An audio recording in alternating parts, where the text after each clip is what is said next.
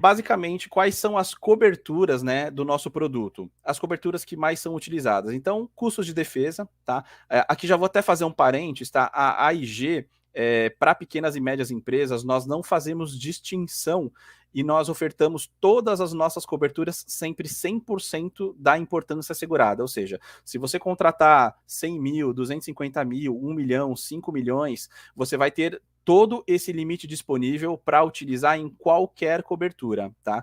Então isso é bem importante. Ó, mais uma vez a apresentação fechou, peço desculpa, gente, mas já vou abrir aqui ela rapidinho para compartilhar com vocês. Tem alguma coisa acontecendo no meu PC aqui hoje que não está querendo me deixar fazer a apresentação, mas a gente vai fazer essa apresentação para vocês. Então vamos lá.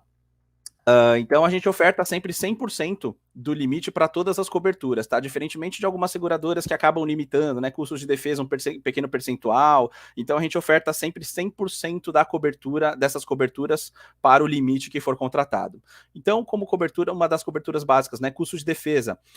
Toda vez que você tiver uma ação litigiosa, né? Tiver que contratar um advogado, ou tiver que efetuar, por exemplo, algum tipo de custa de algum perito, contratar algum perito para auxiliar, né, durante o litígio, você vai ter amparo, né, dessa cobertura 100% do limite que for contratado.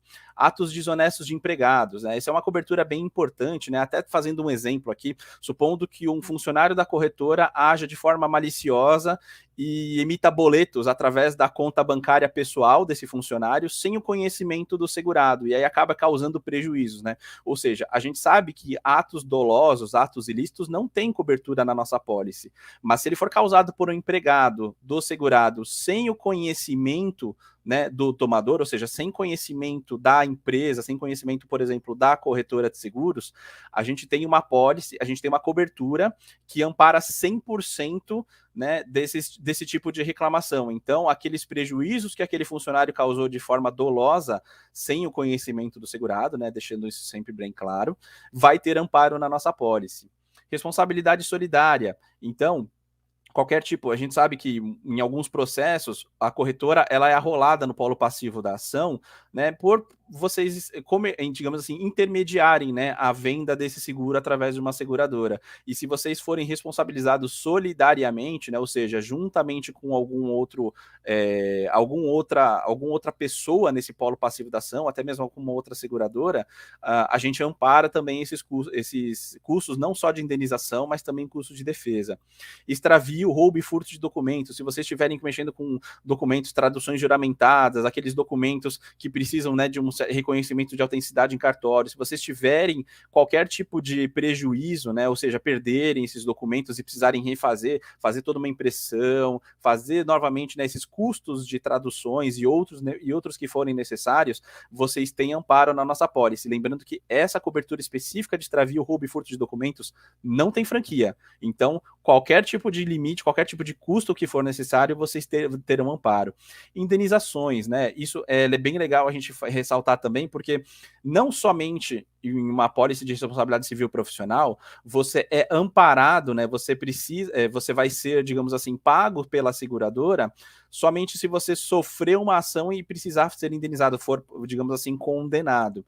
A gente busca, né? Muito pelo contrário, a gente busca primeiramente sempre fazer um acordo extrajudicial com os nossos segurados. Então, isso obviamente acaba sendo muito menos oneroso, não só para a seguradora, né? Porque não vai precisar também pagar custo de defesa, mas também acaba desgastando menos, né? Até mesmo a relação do nosso segurado, né? Ou, por exemplo, vocês, corretores de seguros, com o cliente de vocês, porque você já tem ali, né, rapidamente, né, um aceite de cobertura da seguradora e um pedido, né, um acordo ali, digamos assim, olha, não, a gente entende realmente que houve uma falha profissional e a gente vai pagar essa sua indenização que você precisa fazer ao seu cliente sem que haja necessidade de ter uma ação.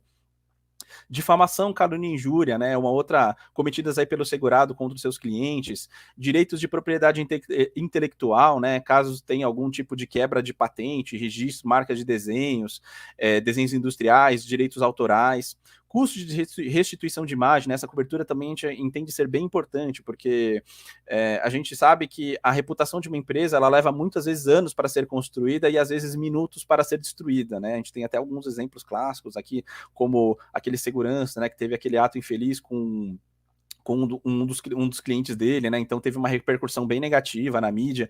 Então a gente tem também essa cobertura, né? Caso entenda a necessidade que houve, que a figura, né, do segurado ficou manchado ali perante a sociedade. Então vocês vão poder contratar uma empresa de mídia para poder reparar, né, a imagem, fazer todo um marketing positivo, né, daquela situação. Então essas são uma das poucas as coberturas básicas, né, na verdade, que a gente tem na nossa policy, e muitas outras delas. Até convido depois vocês a acessarem a nossa ferramenta, a verificarem, né, todas as coberturas que a gente tem.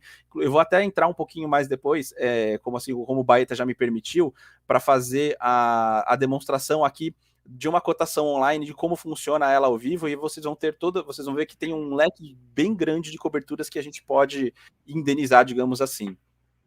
Perfeito. E aí, basicamente, a gente... Tem alguma pergunta aí, Baeta? Temos sim. Mas, por exemplo, cadê? Na cobertura de Bela Mar, na cobertura de consultoria empresarial, poderia explanar a cobertura na íntegra, por favor? Claro, sem problemas. Consultoria empresarial é, digamos assim, uma profissão, né? Que nós temos aqui uma das profissões que contratam são empresas de consultoria empresarial. O que basicamente a empresa de consultoria empresarial faz? Ela faz toda a análise e gestão daquela empresa no sentido de qual é o fluxo de trabalho que ela possui, quais são a metodologia de trabalho dela, o que pode ser mais eficiente, o que podemos tornar os processos, sistemas, fluxos de trabalho de uma forma mais eficiente, fazendo com que a empresa tenha mais lucro, né, tenha um atendimento mais rápido. Tudo isso uma empresa de consultoria empresarial analisa durante essa contratação com o seu cliente. E aí podem acontecer alguns erros. Ela pode talvez indicar uma metodologia de trabalho que não seja tão eficiente, que cause algum prejuízo para ele. Olha, essa nova metodologia de trabalho aqui que você implantou, eu deixei o meu sistema travado lá por quase 30 horas e os meus clientes não conseguiram cotar e agora estão aqui, sabe, furiosos comigo, porque eu deixei de atender eles aqui, eu tive um prejuízo, deixei de arrecadar aqui, sei lá, 100 mil reais. E agora você vai ter que me reparar porque você orientou eu fazer dessa forma, que era uma metodologia melhor, mas não foi. Então, tudo isso, né, acarreta aí em reclamações, primeiramente, do seu cliente e prejuízos, né? Você teve ali um ato danoso, né, causado pelaquela sua atividade profissional, e isso tudo seria passível de cobertura na nossa policy. Perfeito. Deixa eu ver só se tem mais uma perguntinha aqui. Por enquanto é isso, relativo a esses